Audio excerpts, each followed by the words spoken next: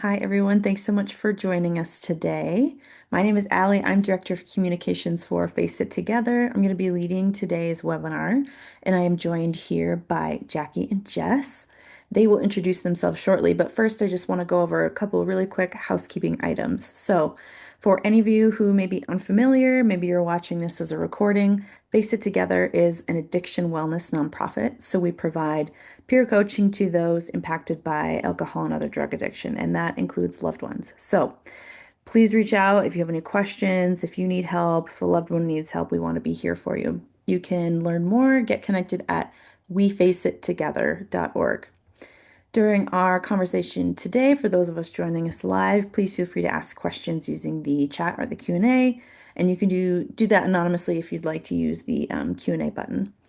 And then lastly, I always like to mention that these webinars are a benefit to our Fit at Work program. So that's where we partner with employers to provide our peer coaching as a free mental health benefit to employees and their family members. So maybe you've seen our materials in your break room or in an onboarding packet.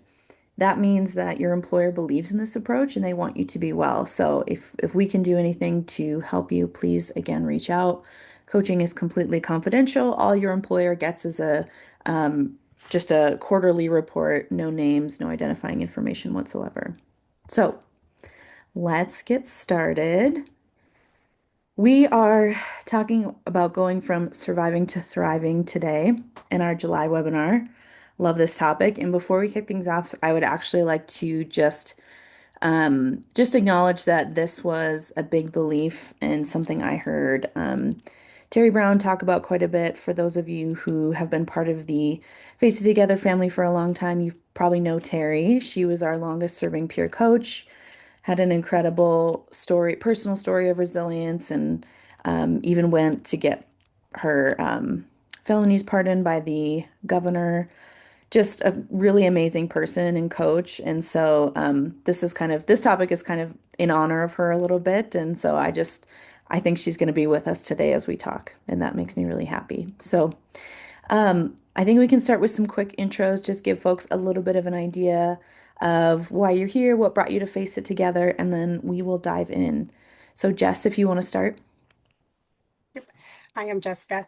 I I've been with Face It Together now, I think over a year, and it's been one of my favorite jobs.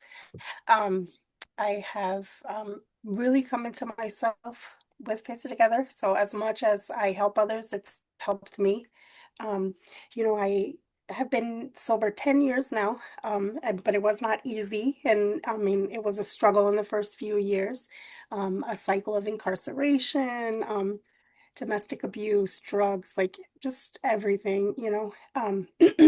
And this subject is actually like one of the biggest parts of what I love about what we do. And we get to help people create that, not just surviving but thriving whole part of their life, and I'm for it. I'm completely for it.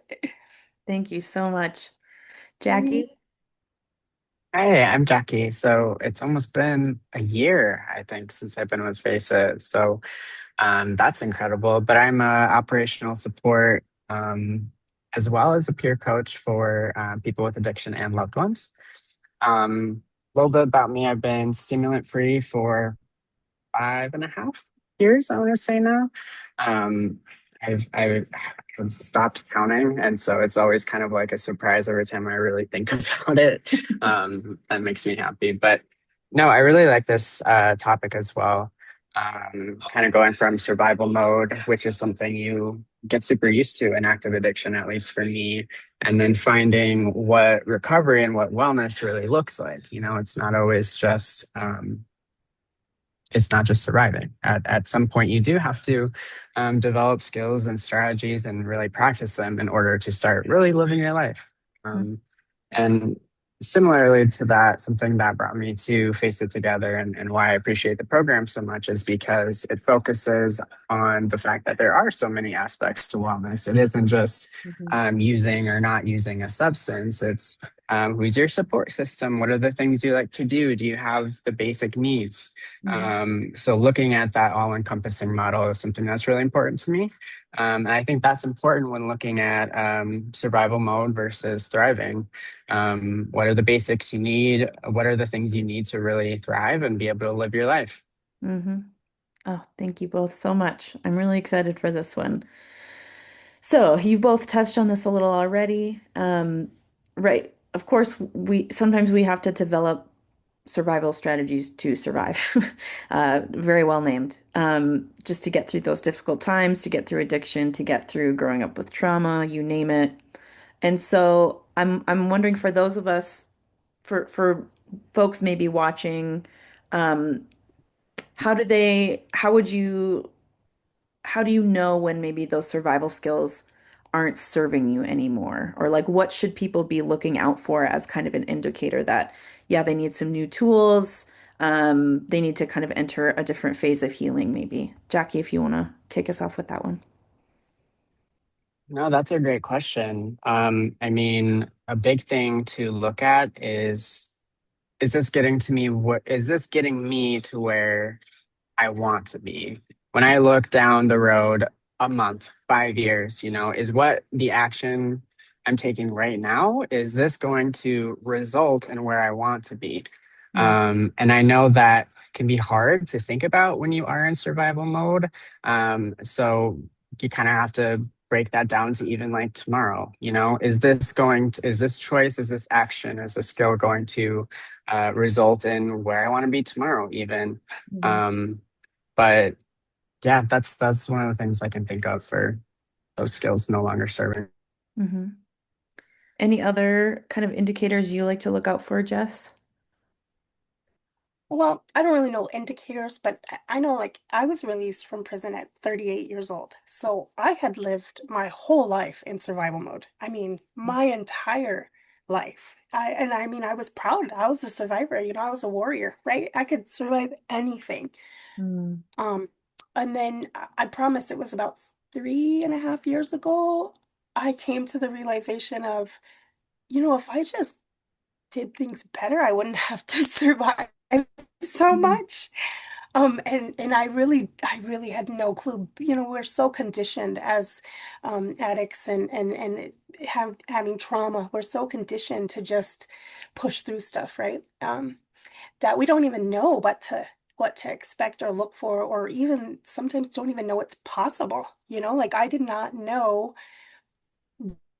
that there was a better life. I didn't. I mean, that was the lot I was given. That's what I was living, right? mhm, Um, and so I really had to like look into like my own mind, like what am I doing that is causing this? What am I not doing that is causing mhm, this? What is other people doing that's different? I mean, I very much so looked at people that had like a very, in my mind, boring life. Like, I don't want to be lame like that, like at that time in my life. And now it's not lame, it's peace, right? It's not boring. It's quiet, it's nice. It's Yeah. life that's not chaotic, but sometimes chaos is more comfortable than Mhm, calm for us. mhm, And mhm. so, I had to do a lot of like practicing, like being quiet, Yeah. sitting still. You would not believe what that did for me, like learning how to not live in survival mode. Mm. Yeah, I think that's a great, really great way to think about it. And that leads me to my next question, which is like, I mean, surviving to thriving, that is like such a simplified Yeah. phrase for a really intense, intentional, sometimes painful journey. And so we know that there is so much nuance to that. But if we're really trying to distill it from kind of moving from survival mode, just for the sake of this 30-minute webinar, um, Jess, you kind of started there, like being comfortable in silence and stillness. But are there any other like small goals that helped build your confidence or helped kind of create momentum to kind of get you to the next stage? Well, have you ever heard of PTG? No. It's post-traumatic growth, right? Oh, So there's post-traumatic stress, sure. right? And then there's Hmm. post-traumatic growth. Well, Hmm. knowledge is what really fueled me, right? So like learning and being able to understand why I feel the way I do, why I think the way I do, how I changed the way I do, all that. I just had to do a lot of research. I had to do a lot of reading, you know? Hmm. So when I found the term post-traumatic growth, I self-diagnosed myself, right? That's me. Even before I had the growth, I said that's going to be me, Mm, because that's what I strive for, right? That's what I wanted, right? And so like I really did do the footwork, right? The brain work, all of that, like finding out how I become better. mm, That post-traumatic growth, you can actually have post-traumatic growth and post-traumatic stress syndrome at the same time. You hmm. know, it one doesn't take away the other, right? Hmm. We can do better and that's totally what, survival to thriving is about, is that growth, right? Even just little growths, little goals. And like with the people I coach, we start really small. We start small goals. Even if it's doing the dishes 3 days a week instead of none, or Mm, brushing our teeth every single day, like stuff like that. It tricks our brain into feeling the chemicals we don't really feel anymore, right? We're never really proud of ourselves. But when we accomplish stuff, we start feeling better and better, and we want to do more, I get it. I think have an addictive personality because I get addicted to that. I'm like, oh, I need to do better right now. Like I all need or to nothing accomplish something. thinking. Yeah, yeah. Yeah, yeah. It can be a blessing and a curse. Right, right, right. Jackie, what about you? Were there ways that you kind of started small or small goals you help people set too? Yeah, I think what Jess said about kind of about awareness, self-awareness. I feel like a lot of coaching sessions I have, we kind of start with just the awareness of Mm, the fact that what you're doing isn't working. A goal doesn't, we don't even have to come up with a goal right away. And some people who are, balancing, do I want to get sober, for good? Do I want to just stop using for a certain amount of time? Do I want to reduce my use? Like, those are overwhelming. Let's just look right now at that fact that you want to get started, and you have a self-awareness to know that um, you want to change. And I think that's super important. And that can be a very, very small step too. It's just noticing your habits, noticing how you respond to things. So that was really helpful for me, especially mhm, when in survival mode, you don't maybe have the bandwidth to look forward. So really just for that day, just noticing how am I doing? How am I handling things? mm, And then going from there, we don't know what we want to change or improve about ourselves until we know kind of who we are. And self exploration and self identity is a whole other thing. But mhm, just, yeah, taking really small steps with that. mhm, I also want to as far as that topic, I mean, kind of what thriving looks like, that's changed a lot for me.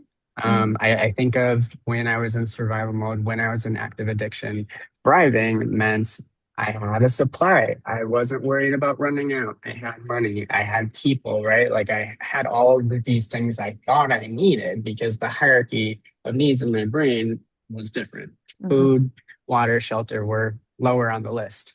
Um, versus kind of getting into that early wellness journey, it was um, okay, I'm being okay with the fact that maybe I won't have this tomorrow. I don't have enough to last me the rest of the week, or even just like, oh, I fed myself, I ate for a week, I taking care of these really basic needs. And then thriving to me was being sober. And mhm, then thriving to me was not just being sober, but being able to be a student, being able to apologize to family and friends, to start working again, to reconnect with people, um, regardless of the substance use. And that was really important to me. I just want to say this is important to me because I felt like in order to thrive, I had to be sober from everything. mm, I have been addicted to stimulants. I would say that's my main thing. Alcohol, not so much. So I allow myself to drink when I want, which is not often, to be honest. But I don't beat myself up about that. And I'm not saying I'm not in recovery, I'm not in wellness because I'm thriving completely, compared to where I was at. Um, because it's not just about using or not using. There's so much more to it. Mm-hmm. And I didn't realize that, and I didn't know that. So um, that is how much thriving as a definition to me has changed so much. And it can change day to day, and that's okay. Absolutely. What about you, Jess? How has thriving, what has that meant to you and how has that changed? For me, it definitely has changed. Thriving, used to be all finances, all money. Mm, That was for me. I mean, I had 6 kids at one time, and I was trying to juggle uh, drug habit, and alcohol habit, and I mean, just an addictive personality altogether. I was addicted to shoes, I mean, everything. Um, and so for me, thriving has drastically changed in the fact that thriving for me now is, a peaceful mind, mhm, being in control of my mental health, right? I have several mental illnesses that are unmedicated and I'm thriving, through with that. I've chosen different ways to handle myself, which if you went back 6 years, I couldn't have been without lorazepam a day. My mhm, mhm, anxiety I would have crashed a car, and now I know there's other ways to handle things. There's other coping mechanisms. There's therapy. I did therapy for 2 years, and I mean that was a huge completion for me. I mean that was like a college degree for me because my trauma was so intense and so deep. mhm, I could not go back 10 years ago, imagine speaking to someone about that. I mean, saying it out loud, or I would have never, And then I worked through it and I did that. That was intense work, like harder than anything I've ever had to do, I think. And I completed it, like that was huge for me. That's thriving. That's being able to do things to better your life that you couldn't do before, especially with the heavy weight of addiction on you. Like, mhm, mhm, so yeah, it's drastically changed for me. mm. It's not about fancy cars or. Thank you both so much for sharing. That's just, man, so many things you both said really make me smile. Um, so I think part of this conversation, and there's so many directions we could go, of course, but I think if we're thinking about trauma, if we're thinking about surviving, being in survival mode, a big part of that is coping by maybe avoiding difficult emotions, dissociating from them, shoving them to the side, self-medicating for them. And so, for someone who's I've often heard folks in early sobriety talk about that, how overwhelming that can be to finally like feel your feelings.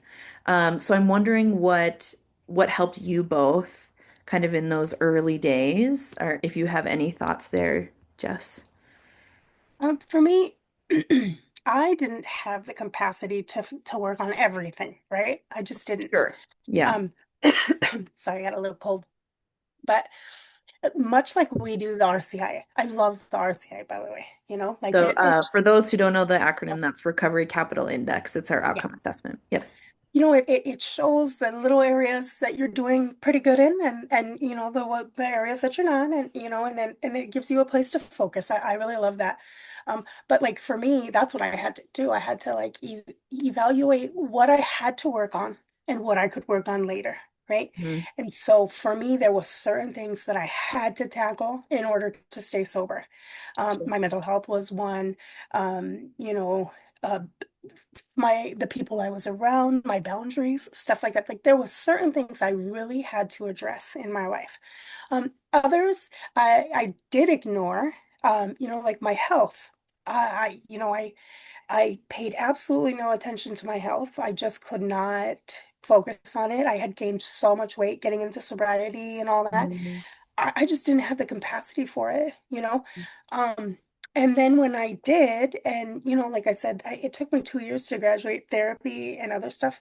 Then I had a chance to focus on other things, right? I had other things in control, or where I wanted them to be, I would say. And then I focused on other things like my health and my weight and, my household, different stuff, Hmm. but thinking we're going to just tackle every single thing that's wrong in our life at one time is going to be overwhelming. You're not going to be able to do it, you know? And it will change. Yeah, Yeah, yeah. you can think Even of, now. Yeah. uh-huh. Yeah. It's ever lives. Yeah. It's like my favorite saying is lives, and it always lives to me. Like like lives, Yeah. like even when I did our practice RCI, I was like, oh, I'm gonna score such a high score. No, I got like a 60. You're like, oh, Because good to because know. no matter where we are in life, there are always going to be areas we can work on. Hmm. Always. That's just human. Like it's life. Hmm. And that's fine because now, now that I have had such a grasp on my sobriety, I can focus on other things. I mean, not that Hmm. I don't still fill my sobriety cup up because I Yep. do, but like, I mean, I don't have to put 80% of my effort into it Yep. anymore. I can work on other things. Hmm. Yeah, absolutely. What about you, Jackie? What helped you kind of get comfortable with your feelings, or at least more comfortable? Yeah, no, I love the last thing Jess said. That is so true. Being able to put different amounts of energy into different places, right? Like there's still stuff we're working on, and that includes sobriety, recovery, whatever that looks like to us. That doesn't stop being a process that we have to work through.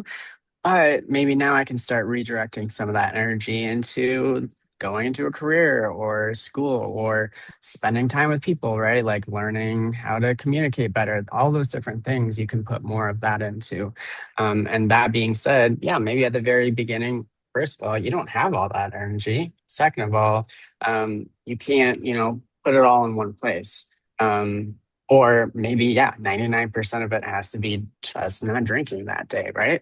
Um, but something I think for my experience was as a perfectionist and being in college at the time, I had such these high expectations of myself. I was like, okay, I'm going to go to AA once, I'm going to do IOP once, and I'm going to be perfect, and I'm never going to have to do this again. Like, I'm going to know all the skills and use them. Like, very, yes, that's very me. Very like, I'm more of a like, I have to do this perfectly, or else I'll feel really bad about myself. And then I got to the point where that didn't work. I wasn't able to put my energy towards using those tools, while still in survival mode. I was trying to figure out how I was going to pay for my electricity bill, how I was going to put gas in my car. I don't have the energy to think about communication skills right now. Hmm. Um, so one small thing that changed everything for me, and this wasn't even at the beginning, this took some time to learn, was just grace and patience for yourself. Mm. And I think I talk about this a lot in sessions about how you can't expect all this from yourself right now. Hmm. You have to just say, hey, I'm going through it right now. I understand that I'm not where I want to be, and it might take some time. It's not going to happen overnight. Might not happen in a year, but that's okay. That's okay. I'm not going to put these expectations on myself right now because maybe I am surviving. I'm just trying to eat and feed the kids and feed the dog, like it will get there. But right now, I'm going to have grace for myself, just like I give it to other people. I'm always with other people. I'm like, oh no, that's okay. Like, don't you don't have to raise the bar to perfect. You don't have to expect everything to work out the first time. But I wasn't telling myself that. I Hmm. had all these huge high expectations, and then once I didn't meet those, it killed me. And then here we go again, right? Hmm. So once I just started being like, okay, we can take this really slow. And that's okay. I'm not going to beat myself up for everything I feel like I did wrong, for every goal I feel like I didn't reach. Um, so starting with the awareness of what I'm doing and being patient and graceful to myself and accepting Mm, the ways I respond to my environment right now, accepting that maybe I am just trying to get through the day, and that's okay. We can put more energy into it another time, and that's okay. really embracing the journey. Yeah, I love it. We are running short on time here, but I do have a couple more questions for you both. So thank you. So I think part of this survival conversation is also moving into thriving, rediscovering who you really are, your strengths, what brings you joy. So I would love for you both to share a little bit about how that looked for you. Was it rediscovering hobbies? At what point did that enter the picture? Knowing, of course, we're going to have those ebbs and flows because life is going to life. But Jackie, if you wouldn't mind sharing a little bit about that. Yeah, the first one that comes to mind is just art, creating, um, like just small things, writing in a journal, poetry. These were things that I felt like I wasn't capable of doing unless I was taking Adderall, Mm, or they weren't going to be good. They weren't going to be of my expectations. So that took a lot of time to rediscover my capabilities, of realizing like, okay, I can do things and feel okay with them without the substance. mhm, Um, so even being able to write a poem or sitting down and journaling about my day were really huge things for me to relearn that I can do, mhm, on my own. And that just positively reinforced my abilities. I also think about like playing music. I think about going back to school and not failing everything all the time. That was huge. Um, so yeah, just really small things, really small things. What about you, Jess? What's bringing you Yeah, I think I joy? shared this before too. When I the last time I went to rehab, they gave me this questionnaire. It had like 40 questions about yourself. And Mm, I couldn't answer any of them. I really couldn't. mm, It's like, what do you like to do? But you could not put be a mom or, anything Sure. to anyone else, right? Because that's all, I was a mom. I could list everything about what they liked and what they wanted to do and what they yep. ate and what they, but nothing was for me. And that's fine. We become what we have to be, But I never really got to pay attention to myself. I never really got to find out who I was. Never. And then anytime I did, I was probably high. So I don't, So when I got sober, I really dug into like hobbies and like trying to find what I wanted. I always loved to read. If you've been in jail and prison, reading. You sit on your bunk and read. I could do it for days. So I knew I wanted to get back into my books. But hobbies, right? I would go to they had this giant finger knitting class to make blankets. I hated it, but I went, right? It wasn't for me, right? Yep. There was a pour and paint class thing. It was a sober event. It wasn't for me either. I want to be artistic. I am not. But that's okay, Yeah. Eventually I found stuff I did. Like I have an old lady hobby now. I like to make jams and jellies and pickles. I Yeah. freaking love it. It's so fun. I didn't know that. I didn't know what I liked at all. But I tried things. I tried different things. I eventually they were just like, stop buying stuff if you don't know you like it. Because I'm like, well, I got tons of craft stuff if anyone wants it. But I just got out there and experienced new things, like, And put energy into trying and learning yeah, about for me. yourself. Yeah. Yeah. Mhm. hmm It So was fun. fun. Yeah. And I think too, oh, gosh, there's so much we could keep talking about, you guys. Yeah. But I think part of the conversation, Jackie brought up about grace and patience is Yeah. this idea that just because we're trying to move forward, we're trying to heal, we're trying to become who we really are, um, doesn't mean that who we were wasn't right or wasn't good enough or that we were inherently bad or our survival skills were inherently bad, right? Like they were there for a reason. And so I think that's part of it too, is just being able to maybe turn, look over your shoulder and reflect a little bit about how these survival skills have have ultimately become strengths, right? We don't need them every day. We're maybe growing past them a little bit, which is beautiful. So I guess I would just love for you both to reflect on if you've discovered some like qualities you have or strengths now that allow you to help others and to continue moving forward, if that hopefully that question makes sense.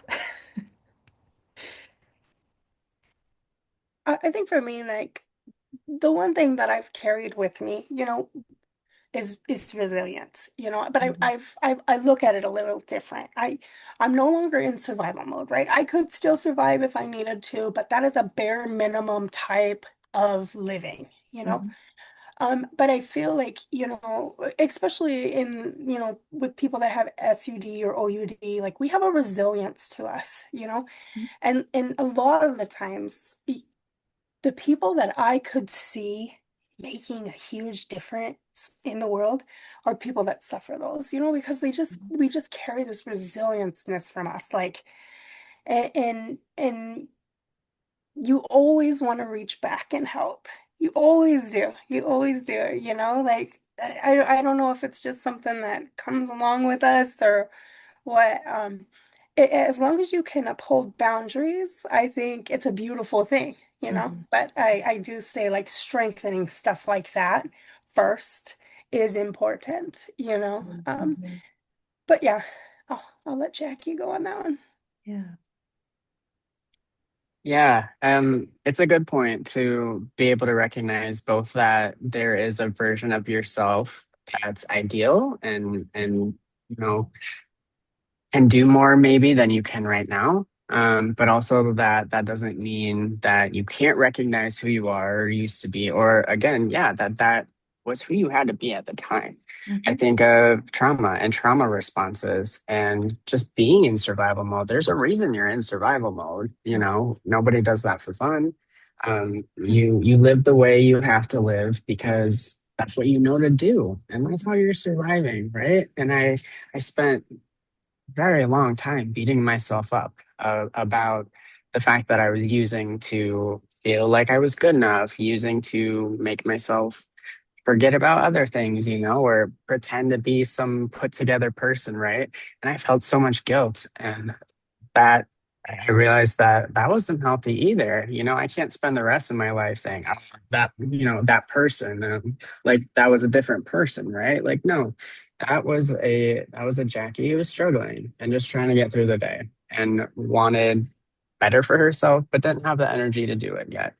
Um, and that's where I still carry that patience and grace that I always emphasize to people, because so much of my early recovery was based off of guilt and shame Mhm. and feeling like, I was a failure and like I needed to be this whole other better person. And then we don't talk about that, Jackie, because but no, I'm proud of her for getting through it, and I'm proud of her for talking to other people. And I'm glad at a certain point she was able to say like, yeah, that's who I had to be in that moment to survive.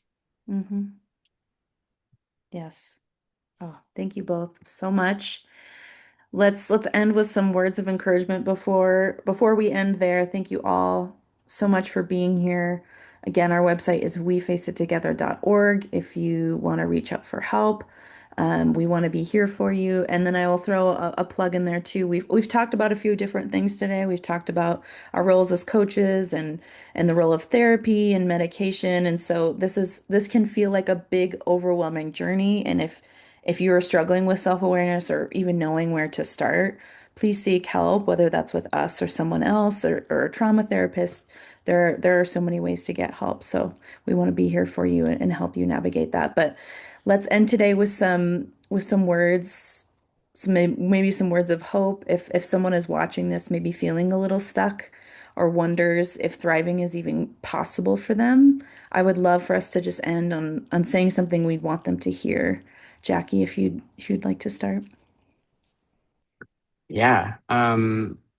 In retrospect, I wish I could go back and tell myself that time heals a lot of wounds, time and distance and learning and processing, which again doesn't have to start right away. It can take some time. But for now, maybe we just need to look at what tomorrow looks like. Maybe we just need to be okay with we got to do what we got to do right now. Where who we have to be right now. Mhm. And that energy will come to us in time. That forgiveness will come to us in time. Um, you don't have to look into the future and set future goals right now. Surviving is enough.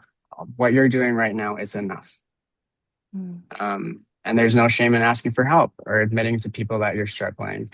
That is strength too. If you're not ready to do that, that's okay.